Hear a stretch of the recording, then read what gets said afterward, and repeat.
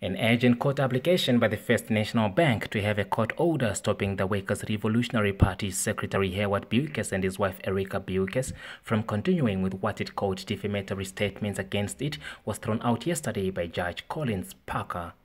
The bank was represented by defense lawyers Tuafeni Muhongo and Vanessa Bosak, while Herwart and Erica stood for themselves and for the WRP.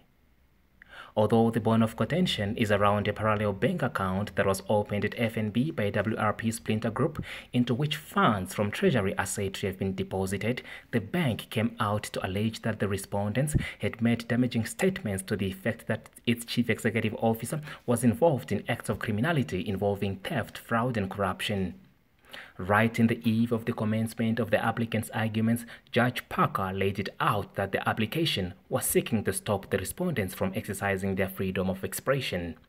In defense lawyer Muhongo submitted that they were seeking to rather shield the dignity of the bank as well as to stop the two from making further unrestrained statements.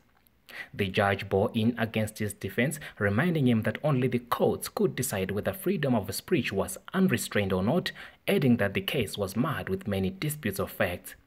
As far as Herwart was concerned in his heads of arguments, FNB's case was hinged on flouting the laws of Namibia and putting it to the judge that the act of opening a rogue account was criminal on the part of the bank, which could cost it $100 million. He slammed the bank for criminal violation of the Electoral Act of 2014, the Financial Intelligence Act of 2012, the banking laws in general, and banking practice, and thus called on the court to dismiss the case with cost.